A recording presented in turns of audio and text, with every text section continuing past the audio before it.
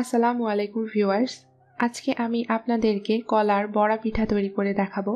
এটা বানানো অনেক সহজ, সেই সাথে পিঠাটি খেতেও অনেক মজার। আশা করছি আমার আজকের এই ভিডিওটি আপনাদের ভালো লাগবে। পিঠাটি তৈরি করার জন্য আমি এখানে 2টি পাকা কলা নিয়েছি। আপনারা যদি সাগর কলা ব্যবহার করতে চান তাহলে সেক্ষেত্রে একটি বড় কলা ব্যবহার করলেও হবে। এখন কলাটাকে আমি একটা কাঁটা চামচ দিয়ে ভালোমতো ম্যাশ করে নিব।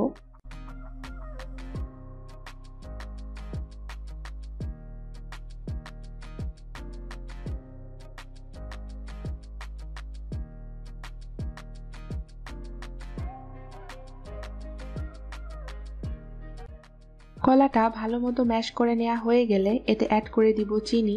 আমি এখানে প্রায় 1/3 কাপ পরিমাণ চিনি ব্যবহার করেছি। এখন কলা এবং চিনিটাকে ভালোমতো মিশিয়ে নিব যতক্ষণ পর্যন্ত না চিনিটা গলে যায়।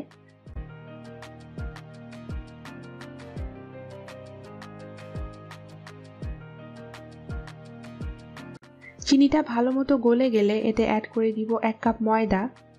আপনারা চাইলে এখানে আটাও ব্যবহার করতে পারেন।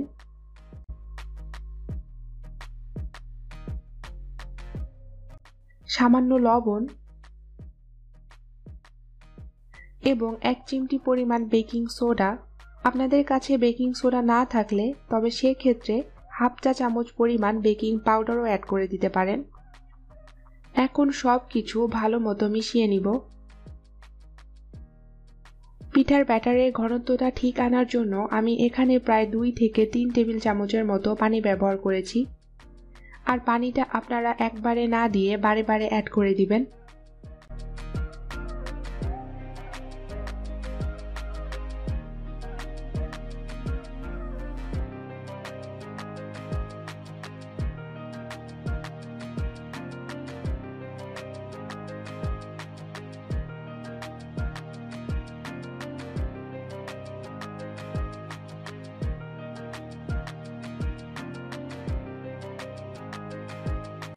পিঠার ব্যাটারটা আমার রেডি হয়ে গেছে এবং এর ঘনত্বটা ঠিক এমন হবে। একটি কড়াইতে আমি তেল গরম হতে দিয়েছিলাম। তেলটা ভালোমতো গরম হলে পিঠাগুলো আমি এমন গোল গোল করে তেলে দিয়ে দিব।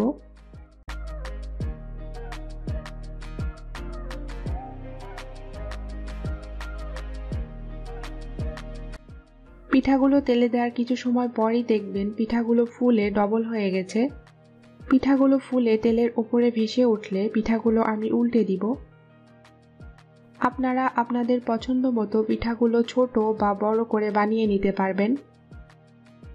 এখন এই পিঠাগুলোকে আমি মিডিয়ামের থেকেও কম আঁচে মাঝে মাঝে নেড়ে চেড়ে বাদামি করে ভেজে নিব। কিছু সময় পর পর পিঠাগুলোকে অবশ্যই উল্টে পাল্টে দিবেন, নইলে পিঠাগুলো পুড়ে যেতে পারে।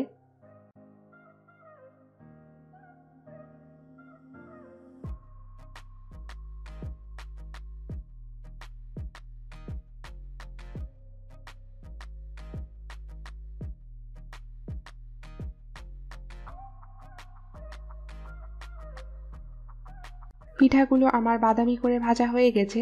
এর থেকে বেশি আর পিঠাগুলো আমি বাদামি করে ভাজবো না। এখন এই পিঠাগুলোকে আমি তেল থেকে তুলে নিব।